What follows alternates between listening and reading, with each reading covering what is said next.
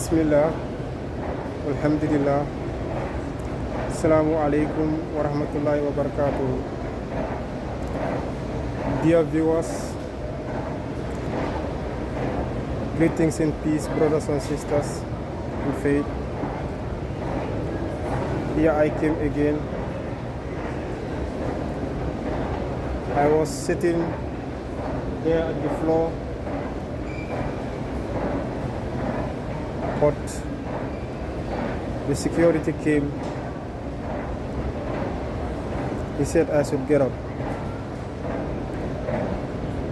I decided to get up from there. I was in Italy. The day that I was supposed to come to France here, I left my suitcase in the train. So later I changed another train to enter another train to go to Milano. I realized that my suitcase was lost. I left it inside the other train there. So, but I didn't say to anybody that I lost my suitcase. I was just quiet like that inside the train, but I heard many people in that second train that I entered,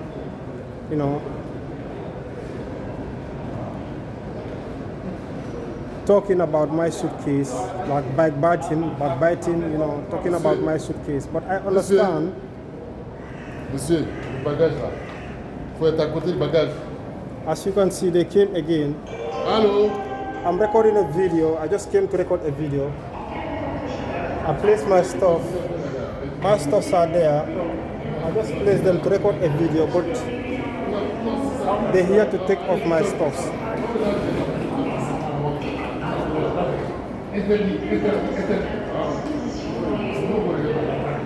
You can see on top there are people there with their stuffs. Nobody's doing anything to them, but I don't know why they are disturbing me like this. So like I said, I was in Italy. Since I lost my suitcase, I heard these people talking about my suitcase in that second train that I entered, trying to backbite me, saying that it's good how he lost his suitcase.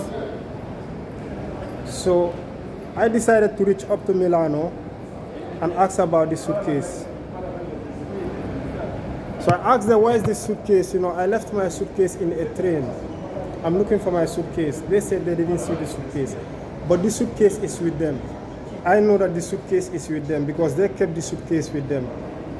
So my passport is in the suitcase. The Quran that I have with me also is in the suitcase with some lot of papers, some documents that I have with me. But I know they're gonna keep the suitcase with them because they are not going to give it to me because they know that I will need the suitcase.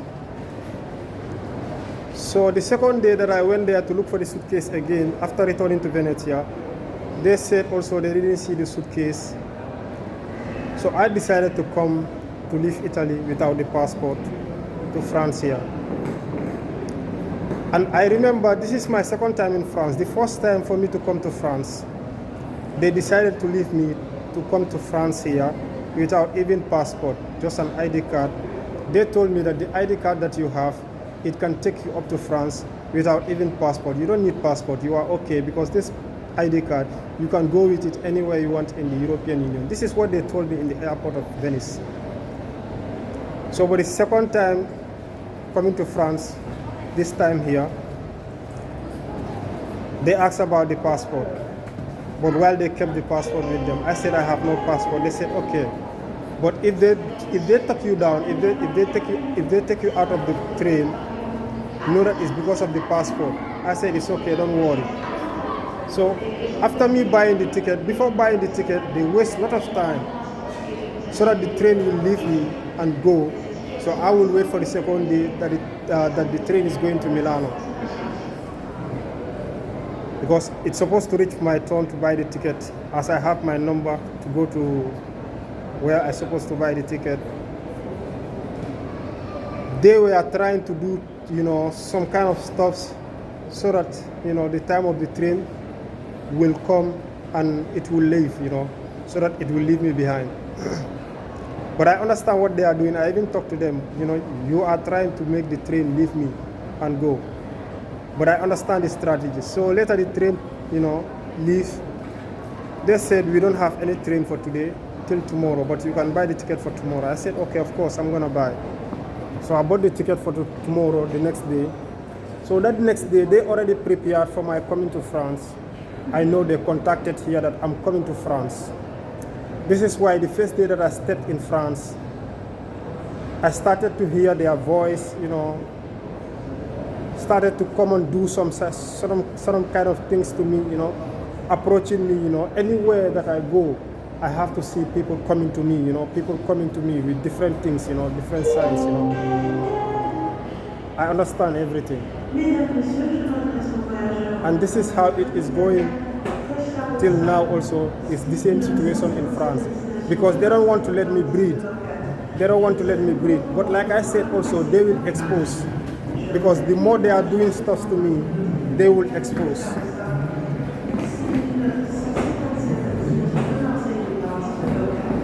As you can see, anywhere that I sit, they have to come and take me up from that place, or to make me get off that place to go and sit somewhere else. So the only thing that I have to do is, I have to be walking around inside the street, or I have to sit where people are many. I will stay there with people, because they will not say anything with people inside there. They will not talk to me.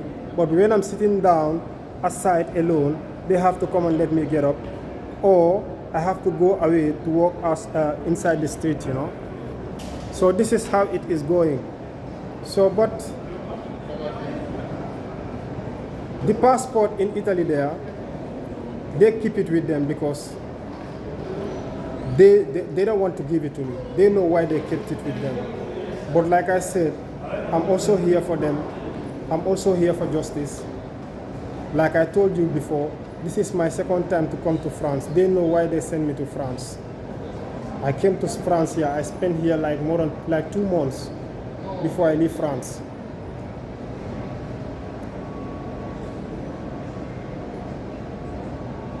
They did a protest for Palestine here in France, but they did it for purpose. They get a message somewhere that tell them that do this protest. But like I said in my video, the other video there, the protest was not full-heartedly. They did it as half-heartedly.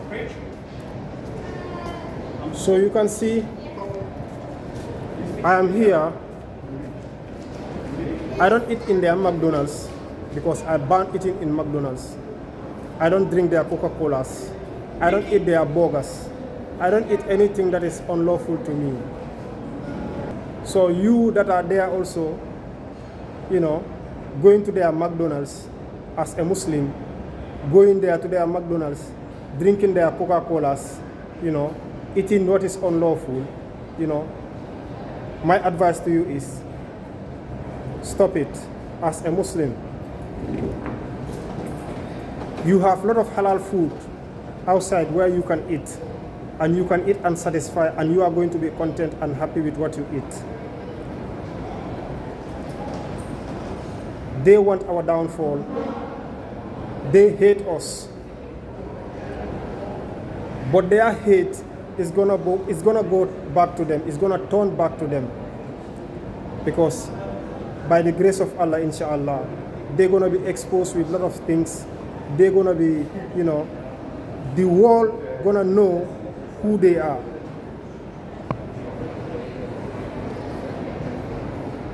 And in my every speech, I keep saying, free Palestine, freedom from genocide, freedom from hunger.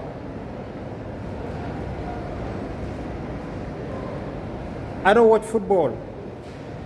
The reason why I don't watch football, I ban everything.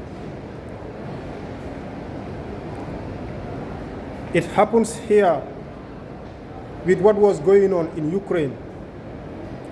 A lot of footballers organize games. They organize football matches to contribute for Ukraine, to do fundraise for Ukraine. What is going there in Palestine there? Why is a football game that has been organized to say that we want to organize this football game especially for Palestine, with whatever we earn in that game. It's not happening. So this is what is going on. Nobody do anything. I ban myself from watching football. I ban myself from eating anything that is unlawful for me to eat.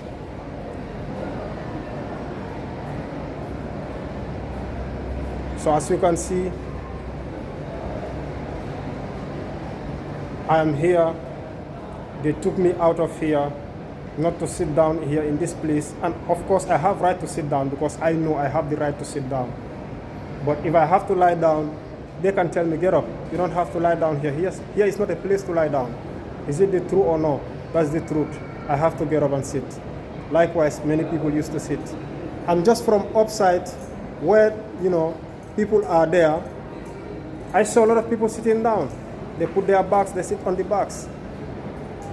So I went there on top to sit down there. They didn't come up. But if they go up, they're gonna see a lot of people sitting down in the ground. But they will not tell them to get up. They're just here to follow me. But I'm not afraid of them, like I said. I'm just here waiting for whatever will happen. And I'm here for that. May Allah grant us all justice. Whosoever is seeking justice, may Allah grant you justice.